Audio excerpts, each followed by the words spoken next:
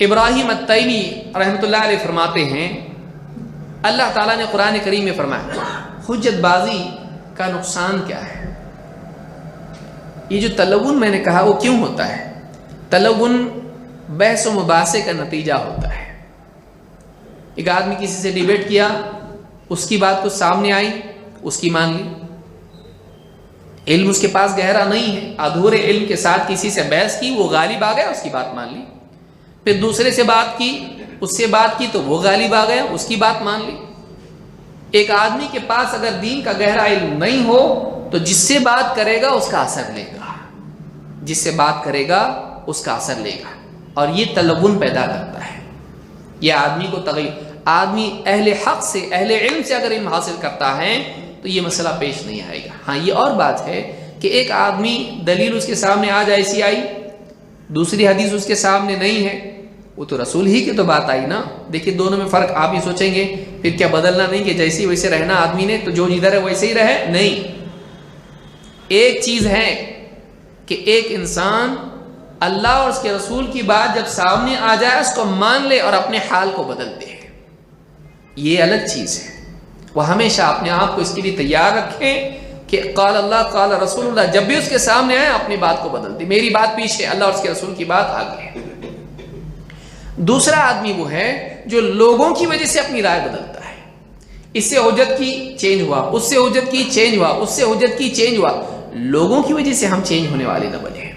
اس کی بات پسند آئی وہ لے لی، اس کی بات پسند آئی وہ لے لی، اس کی بات پسند آئی وہ لے لی. بلا دلیل لوگوں سے متاثر ہو کر اپنی پسند کو بدلتا رہے، یہ دین نہیں ہے.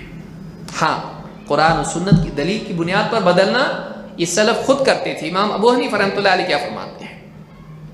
اپنے شاگرد سے کہا میری ہر بات لکھا مت کرو، ویحک یا یعقوب لا تکتب کل ما سمعت منی.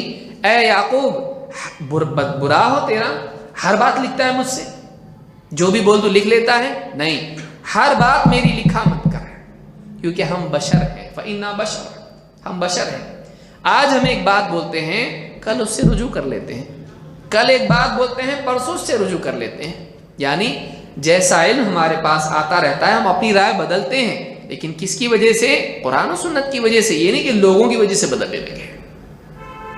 آدمی لوگوں سے جس سے ملتا ہے اس کا اثر لیتا ہے، بدلنا شروع ہو جاتا ہے. نہیں، اس کے پاس مزاج میں اصول ہونا چاہیے قرآن و سنت سے. ہم بدلیں گے تو اس سے بدلیں گے، لوگوں کی وجہ سے نہیں. کبھی کثرت دیکھ کے اپنے آپ کو بدل دیا، کبھی بہت لچھدار بیان کرنے والا کوئی بیان کر دے اس سے متاثر ہو کے دین کو بدل دیا، کبھی دنیا کا مال دیکھا کسی کے پاس بدل دیا، کبھی کچھ اور دیکھا بدل دیا. ایسا تلون دین میں نہیں ہونا چاہیے. دین میں آدمی کی کیا ہونا چاہیے؟ پختگی ہونا چاہیے. تو یہ ایک بہت اہم چیز ہے. ابراہیم التیمی رحمۃ اللہ علیہ فرماتے ہیں اللہ تعالیٰ کا قول ہے فَأَغْرَيْنَا بَيْنَهُمُ الْعَدَاوَةَ وَالْبَغْضَاءَ، ہم نے ان کے درمیان عداوت اور بغض ڈال دیا. اللہ نے قوموں کے بارے میں کہا فَأَغْرَيْنَا بَيْنَهُمُ الْعَدَاوَةَ وَالْبَغْضَاءَ، ہم نے ان کے درمیان کیا کیا؟ بغض عداوت ڈال دی. کہتے ہیں کیسے ہوا یہ؟ کہتے ہیں الخصومات بالجدل فی الدین، کہتے ہیں الخصومات بالجدل فی الدین، دین کے معاملے میں حجت بازی کرنے کی وجہ سے ان میں آپس میں جھگڑے ہو گئے. آج مزاج ہمارا کیسا بنا ہوا ہے؟ کوئی آدمی کہے کہ ایک حدیث ایسی سننے آئی اور یہ ایسا ایسا ہے، دوسرا آدمی فٹ سے اس کی بات کو رد کرنے کا مزاج لیے بیٹھا رہتا ہے. کوئی آدمی اگر کہے مثلا کہ بھائی اچھی طرح وضو کرنا چاہیے، بات اپنی جگہ صحیح ہے، کیونکہ حدیث میں کیا ہے؟ اسبغ الوضو، وضو کامل کرو. وضو کیا کرو؟ کامل کرو. کامل وضو کیا ہے؟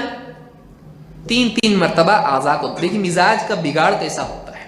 ایک آدمی کا دیکھو اللہ کے نبی صلی اللہ علیہ وسلم کی حدیث ہے اسبغ الوضو، وضو کو کامل کرو، پورا کرو. اور پورا وضو کیا ہے؟ علماء نے بتلایا ہر عضو کو 3 مرتبہ دھونا.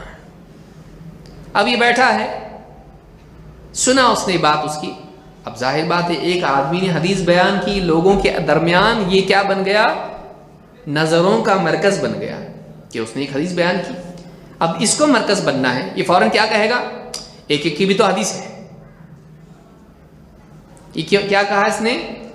ایک حدیث میں ایسا بھی تو ہے، ایک ایک مرتبہ اللہ کے نبی صلی اللہ علیہ وسلم نے وضو کیا، ایک بار چہرہ دھویا، ایک بار ہاتھ دھویا، ایک بار پاؤں دھویا، ایک بار مسا کیا، بس ایک بار کی بھی تو حدیث ہے.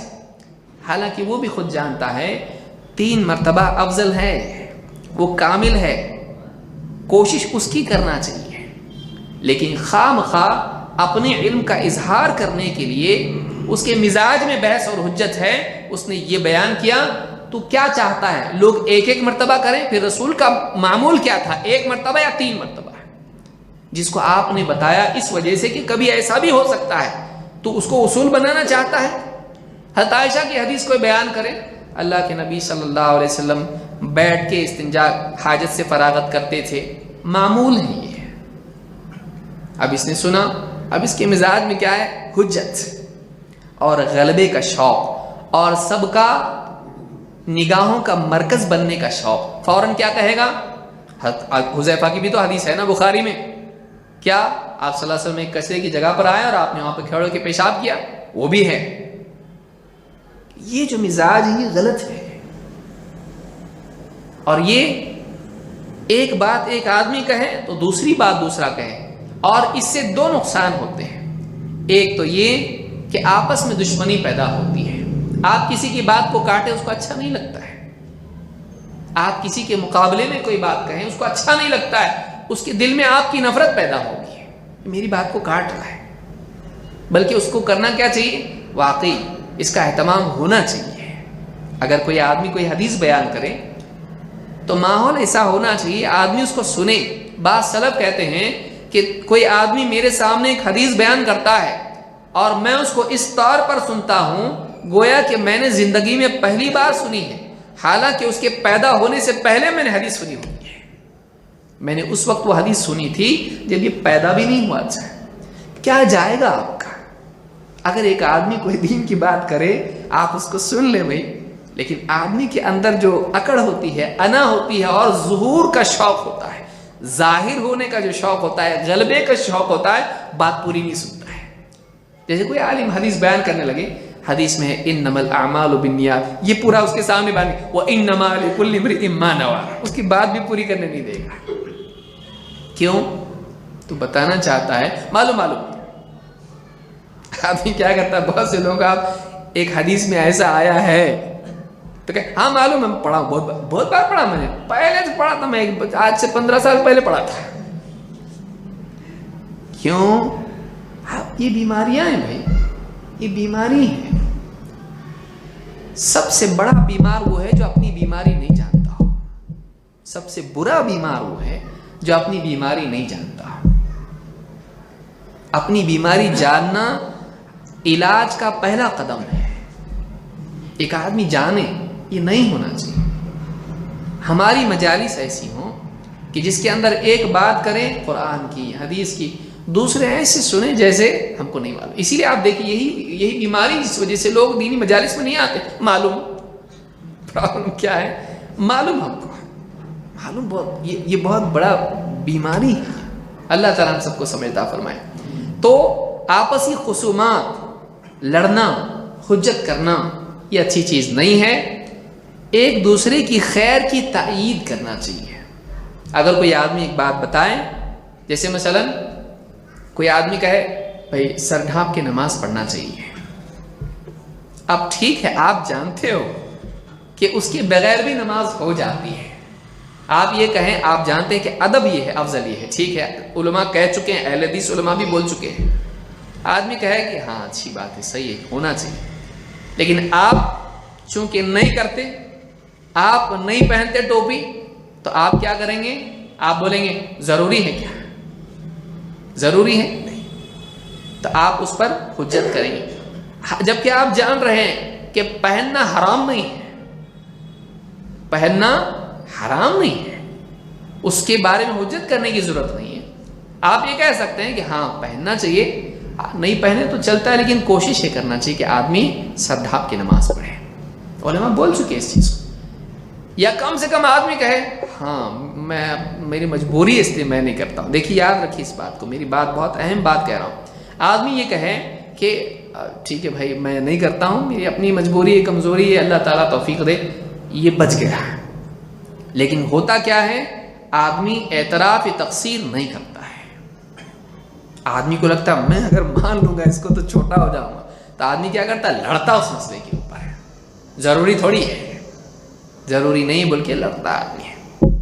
اور ایسے کئی مسائل میں عوام کو کمزور کر دیتا ہے۔ دو آدمی بیٹھ کے لڑ رہے، تیسرا آدمی بولے گا ضروری نہیں ہے، ٹھیک ہے کوئی بات نہیں۔ ایسا ہوتے ہوتے دین کی ساری چیزیں ضروری نہیں ہے، بنیان اور برموڈا پہ مسجد میں آ جاؤ، کوئی مسئلہ نہیں۔ دھیرے دھیرے دھیرے دین کم ہوتا جاتا ہے۔ مسواک بھی چھوڑو، تہجد بھی چھوڑو، سنتیں بھی چھوڑو، ضروری یہ نہیں یہ نہیں یہ نہیں یہ نہیں یہ نہیں۔ آپ اگر عمل نہیں کرتے، آپ کہیں ضروری ہے میں نہیں کرتا۔